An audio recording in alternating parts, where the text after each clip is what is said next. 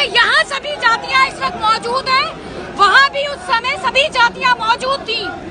लेकिन हम सब कौन? काफिर।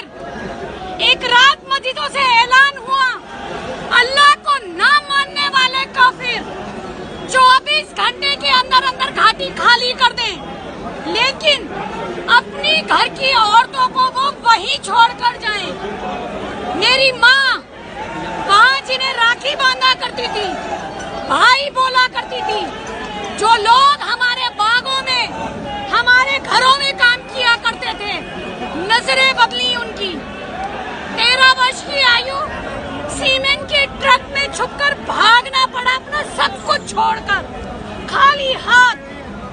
भजन लाल सोपुरी, संतूर वादक पद्मश्री, मेरे सगे ताऊ जी, उनकी कोई प्रसिद्धि हमारे किसी के काम नहीं आई। हमें वहां से भगाया गया और हम भागे। लेकिन ऐसी स्थिति वहां हमारे साथ आई क्यों? क्योंकि वहां हम संख्या में घट गए थे और दूसरा समुदाय संख्या में बढ़ गया था। हम में से जितने भी इस बात को इस वक्त मौजूदा लोग सुन रहे हैं, किसी भी गलतफहमी में ना रहे। आने वाले कुछ सालों में जिस तरह हमारी संख्या घटती जा रही है हमारे देश में, हम आने वाले समय में अल्पसंख्यक हो जाएंगे। और दूसरा समुदाय जो लक्ष्य की तरफ अपनी संख्या हमारे देश में बढ़ाता जा रहा है, वो बहुसंख्यक हो जाएगा। कश्मीर में आप ही के अपने थे जिन्हें वहाँ काटा गया, बांटा गया, भगाया गया, भागकर यहाँ आए, पढ़ाई करी, नौकरी करी और वो नौकरी छोड़ी भी। जब देखा कश्मीर जैसे हालात, तो यहाँ भी पैदा हो गए हैं।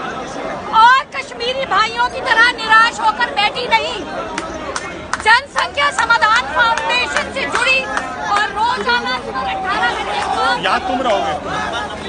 जिस विषय के लिए आज हम सब इस जंतर मंतर पर इकट्ठा हुए हैं, इन्हीं विषयों के लिए जब भी कभी देश में कानून की बात आए कि जनसंख्या नियंत्रण कानून बनना है, इसी तरह एक साथ एकजुट कंधे के साथ कंधा मिलाकर एक दूसरे का साथ दीजिए।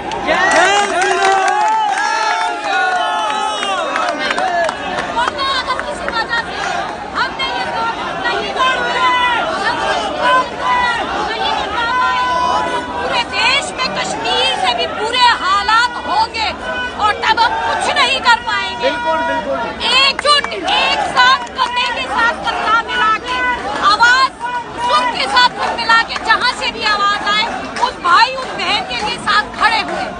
अपने भाइयों के बीच में हूँ तो एक बात जरूर कहना चाहूंगी, जो हमेशा कहती हूँ, हम कश्मीरी पंडित वहाँ से भागकर यहाँ तो आ गए, अब आप लोगों ने सोचना है आप लोग भागकर कहाँ जाएंगे।